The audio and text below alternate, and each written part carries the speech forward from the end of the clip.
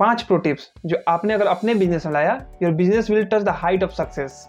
Hello friends, मेरा नाम है प्रियांशु सिंह और स्वागत है आपका प्रियांशु स्टॉक के नए वीडियो में।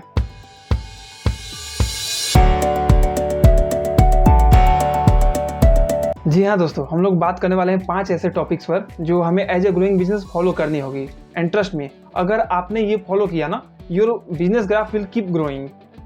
तो हमारा पहला टॉपिक है choosing the right platform. Means ये जरूरी नहीं कि आप हर सोशल मीडिया पर आएँ और वहाँ अपने पेजेस क्रिएट करें। आप इस चीज़ पर ज़्यादा फोकस कीजिए कि आपका ब्रांड क्या है और आपसे आपके ब्रांड से रिलेटेड कस्टमर्स कहाँ पे हैं। आप ये खुद पहले रिसर्च कीजिए कि जो भी आपका ब्रांड है, जो भी आप ब्रांड बनाने जा रहे हैं और जो भी अदर ब्रांड्स हैं इन सेम कैटेगरी, वो कहाँ पे हैं और वो ऐसा क्या कर रहे हैं जिससे उनकी ग्रोथ हो रही है। अब कुछ लोग ऐसे भी हैं जो बोलेंगे नहीं यार, मेरा तो स्टार्टअप है, मैं किसी से कॉपी नहीं करूँगा, मुझे यूनिक रखना है। तो भाई आप यूनिक रखो, मत करो कॉपी। लेकिन जो ऑलरेडी सक्सेसफुल है उनसे सीखने में क्या जाता है, लर्निंग तो चाहिए होगी ना किसी भी ग्रोथ के लिए। एक चीज़ याद रखिए, जो आपका कंपटीटर है ना, वो आपका फ्रेंड भी हो सकता है। जब आप उससे ये समझेंगे और ये सीखेंगे कि हाँ उसने क्या क्या किया है ऐसा ग्रोथ करने के लिए और आपको क्या करना है होगा अपने ग्रोथ के लिए। चलिए, हमारा दूसरा टॉपिक है create accounts that represent your brand. अब आप जो भी पेजेस क्रिएट कर रहे हो ना, उसको आपको केयरफुली देखना होगा कि ये आपके ब्रांड से रिलेवेंट है भी या नहीं। लाइक आप यूजर नेम से जो भी आप क्रिएट कर रहे हो ना, तो आपको देखना होगा कि वो आपके ब्रांड को अच्छे से रिप्रेजेंट कर रहा है या नहीं कर रहा है। आप अपने प्रोफाइल क्रिएशन और यूजर नेम पर बहुत ही वाइजली काम करिए। एक चीज़ और, जब भी आप यूजर नेम क्रिएट करते हो ना, तो आप इस चीज़ का खास ध्यान रखो कि वो यूजर नेम आपके हर प्लेटफॉर्म पे सेम हो। ये नहीं कि एफबी पे कुछ और है, इंस्टा पे कुछ और। एंड क्रिएट इट आई कैची।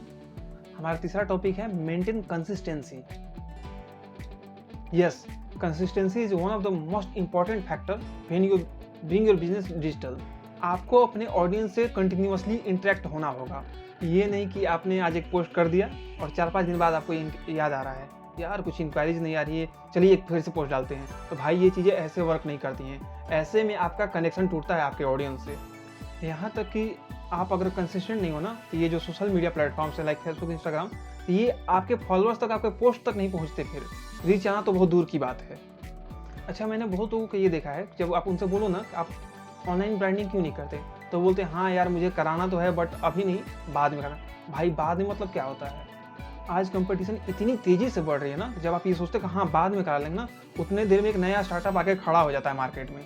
आप खुद सोच के देखो, आपका एक दिन का वीडियो ले आपको कितना पीछे लेके जा रहा है। This is the right time to come with your brand, क्योंकि ये ना एक लॉन्ग टर्म प्रोसेस होता है। एक दिन में ये चीज़ नहीं होता है। आप एक दिन में आपका ब्रांड क्रिएट कर लोगे, ऐसा कभी पॉसिबल नहीं है। आप अभी से लोगो तब जाके आगे आपका एक ब्रांड क्रिएट होगा। क्योंकि क्या है ना, किसी को फर्क नहीं पड़ता है, आपके पास कितना भी अच्छा प्रोडक्ट हो ना, कोई फर्क नहीं पड़ता किसी को, जब तक आप उसकी ब्रांडिंग नहीं करते हो। हमारा चौथा टॉपिक है creating educational and engaging posts. अब यहाँ सबसे ज़्यादा ध्यान देने वाली बात ये है कि आप अपने ऑडियंस को दिखाना क्या चाहते हो। देखिए, ऑडियंस ना कभी भी प्रमोशंस नहीं देखना चाहती है, तो आपको उन्हें वो दिखाना है जो वो देखना चाहते हैं विथ योर इंटेंडेड मैसेज। आप पहले अपने ऑडियंस के साथ इंगेज होइए, educate them about your products. कभी भी हर रोज़ अपने प्रोडक्ट्स का प्रमोशन नहीं कीजिए। हर रोज़ नहीं करना है, करना तो है बट हर रोज़ नहीं। इससे क्या होता है ना, अगर आप हर रोज़ करते हो तो आपकी ऑडियंस आपसे दूर भागती है फिर। तो create engaging post, gain more audience. और जब आप ऑडियंस गेन कर लोगे ना, तो वो ऑडियंस ऑटोमेटिकली आपके कस्टमर्स में फिर कन्वर्ट हो जाएंगे। हमारा पांचवा टॉपिक है इंटरेक्टिंग विथ योर फॉलोअर्स।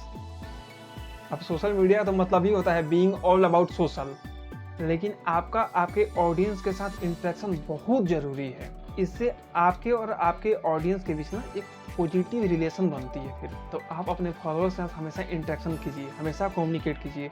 जो भी कमेंट्स या मैसेजेस जो भी आते हैं ना, फास्टर रिप्लाई कीजिए। फास्ट जब आप रिप्लाई करते हैं ना, तो उससे आपका रिस्पॉन्स रेट भी अच्छा बनता है।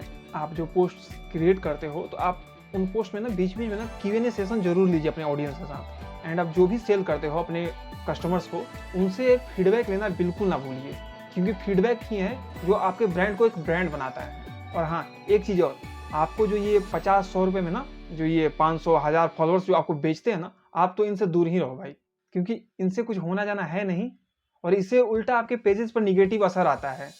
ये सारे ना डेड फॉलोअर्स होते हैं। आपसे इनका कोई भला नहीं होने वाला है। आपके पैसे वेस्ट होंगे, तो आप इनके चक्कर में तो बिल्कुल भी नहीं पड़िए। फिलहाल इस वीडियो में इतना ही। मिलते हैं फिर से एक नए टॉपिक पर। अगर ये वीडियो आपको पसंद आती है तो please like and share this video and please subscribe to my channel. Thank you.